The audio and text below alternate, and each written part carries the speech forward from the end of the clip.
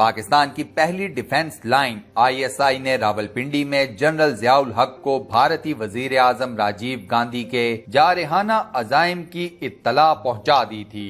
اس کھنچاؤ اور تناؤ کے ماحول میں جنرل ضیاء الحق کا اڑان بھر کر دہلی آن پہنچنا بھارتی نیتاؤں کے لیے حیران کن تو ہونا ہی تھا۔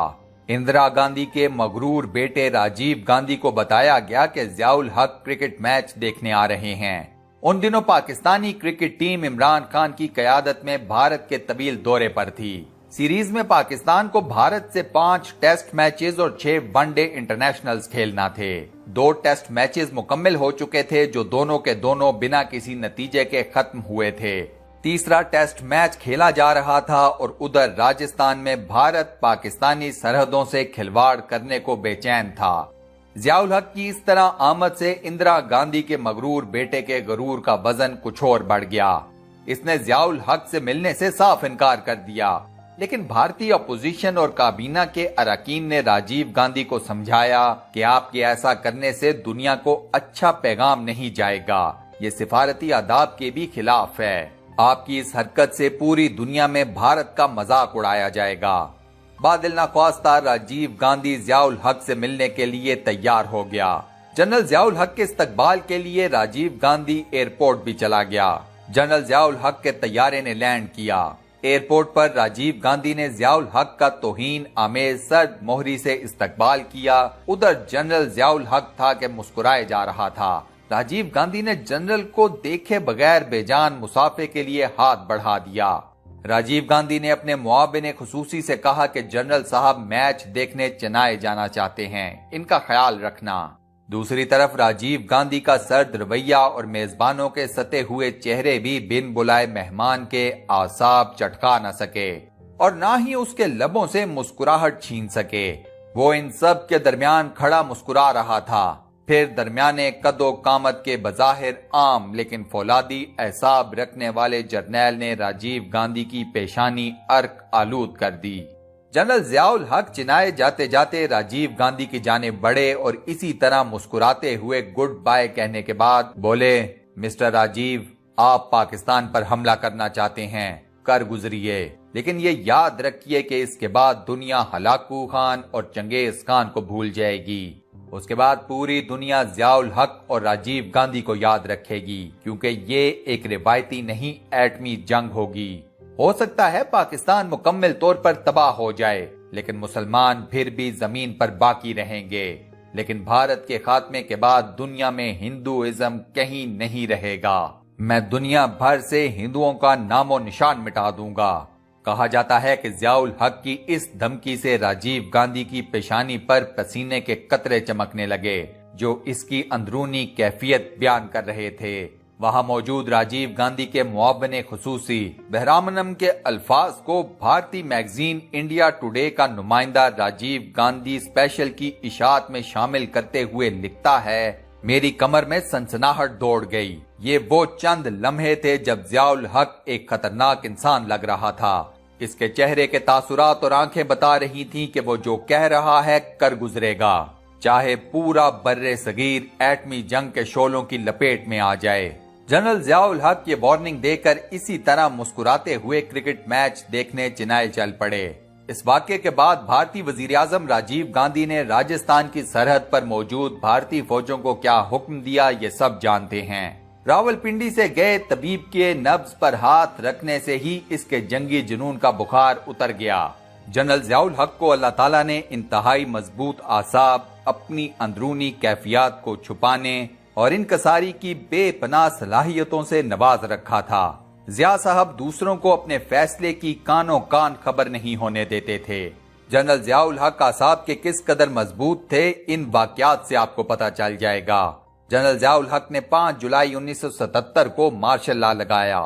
یہ مارشل لا کی رات تک وزیر اعظم ذوالفقار علی بھٹو سے ملتے رہے اور ذوالفقار علی بھٹو جیسا شاطر اور اڑتی چڑیا کے پر گننے والا شخص بھی یہ جان نہ سکا کہ آگے مستقبل میں کیا ہونے والا ہے۔ ذوالفقار علی بھٹو جنرل ضیاء الحق سے اس قدر مطمئن تھے کہ 5 جولائی کی رات جب فوج وزیر اعظم ہاؤس میں داخل ہوئی تو بھٹو صاحب نے جنرل ضیاء الحق کو فون کیا اور ان سے کہا، ضیاء مجھے گھر کے اندر فوجی نظر آ رہے ہیں، چیک کرو یہ کون لوگ ہیں۔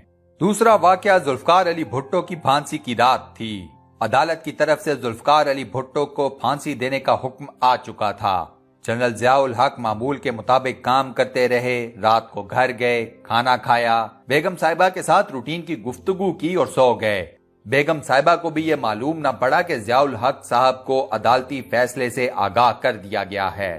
اگلی صبح 4 اپریل کو وزارت خارجہ میں میٹنگ تھی۔ جنرل ضیاء الحق مقررہ وقت پر میٹنگ کے لیے پہنچے، کرسی صدارت پر بیٹھے اور بڑے اطمینان سے کہا، میں میٹنگ سے پہلے ایک اناؤنسمنٹ کرنا چاہتا ہوں۔ آج صبح عدالت کے حکم پر سابق وزیر اعظم مسٹر ذوالفقار علی بھٹو کو راولپنڈی جیل میں پھانسی دے دی گئی ہے۔ ان کی میت ان کے آبائی گاؤں گڑی خدا بخش میں پورے اعزاز کے ساتھ دفن ہو چکی ہے۔ آپ لوگ ایجنڈا کھولیں اور میٹنگ شروع کریں۔ یہ اعلان سن کر میٹنگ میں موجود تمام لوگوں کے چہروں کا رنگ اڑ گیا اور ٹانگیں کانپنے لگیں، مگر جنرل ضیاء الحق پورے اطمینان سے ایجنڈا ڈسکس کرتے رہے۔ انہوں نے اس کے بعد بھٹو کے بارے میں منہ سے ایک لفظ نہیں نکالا۔ اب تیسرا واقعہ بھی ملاحظہ کیجئے۔ جنرل ضیاء الحق نے 27 مئی 1988 کی سپہر محمد خان جنیجو کی حکومت برطرف کر دی۔ جنرل ضیاء الحق نے اس سے ایک دن بعد چین کے دورے پر جانا تھا۔ جنرل ضیاء الحق 27 مئی کا سارا دن چین کے دورے پر بریفنگ لیتے رہے۔ وزیر خارجہ صاحبزادہ یعقوب علی خان اور وزارت خارجہ کے اعلیٰ حکام جنرل صاحب کو آرمی ہاؤس راولپنڈی میں چین کے دورے کے بارے میں بریف کرتے رہے۔ جنرل ضیاء الحق نے دورے کے ایک ایک نقطے کے بارے میں بریفنگ لی۔ میٹنگ ختم ہوئی تو جنرل صاحب نے ڈی جی ایسٹ ایشیا سے پوچھا، میں نے کل شام بیجنگ میں جو تقریر کرنی ہے آپ نے وہ پرنٹ کروائی ہے؟ ڈی جی نے جواب دیا کہ سر تقریر پرنٹنگ پریس میں جا چکی ہے، میں کل صبح اس کی کاپیاں ساتھ لے کر آؤں گا۔ جنرل ضیاء الحق نے ان کی تعریف کی اور دن کے 3 بجے وزیر خارجہ اور ڈی جی ایسٹ ایشیا کو رخصت کیا اور 2 گھنٹے بعد محمد خان جنیجو کی حکومت برطرف کرنے کا اعلان کر دیا۔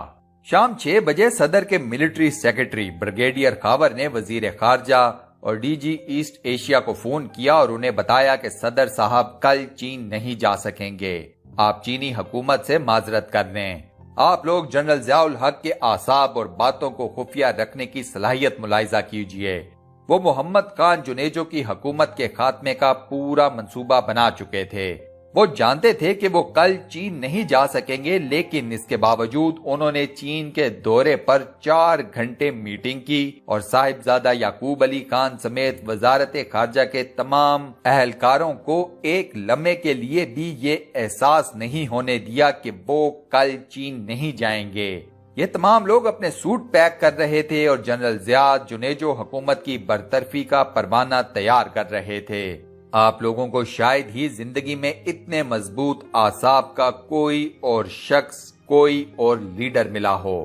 یہ سب باتیں ثابت کرتی ہیں کہ آرمی چیف پاک فوج کا سپہ سالار ایک انتہائی مضبوط اعصاب کا مالک ہوتا ہے۔ یہی وجہ ہے کہ آپ لوگوں نے نوٹ کیا ہوگا کہ پاک فوج کے جتنے بھی سپہ سالار آپ نے دیکھے ہیں وہ سب کے سب یہ ظاہر نہیں ہونے دیتے تھے کہ ان کے مائنڈ میں کیا چل رہا ہے۔ میری ذاتی رائے میں پاکستان کے تمام آرمی چیفز کی ہمیشہ نیت ٹھیک رہی ہے۔ انہوں نے ہمیشہ پاکستان کی بقا اور سالمیت کو اپنی ٹاپ پرائورٹی رکھا ہے۔ ان لوگوں نے جو بھی فیصلے کیے اس میں ان کی نیت یہی تھی کہ پاکستان کا فائدہ ہونا چاہیے۔ ان میں سے کسی بھی ایک جرنیل نے اپنی ذاتی مفادات کے لیے کوئی فیصلہ نہیں کیا۔ میری اللہ تعالیٰ سے یہ خصوصی دعا ہے کہ وہ پاک فوج کو ہمیشہ مضبوط رکھے، پاک فوج کو اپنے ہر دشمن پر قابو پانے کی توفیق عطا فرمائے، آمین۔ دوستو کمنٹ سیکشن میں آمین لکھ کر اس دعائے خیر کا حصہ ضرور بنیں اور صدقہ جاریہ کمائیں۔ اس ویڈیو کو لائک اور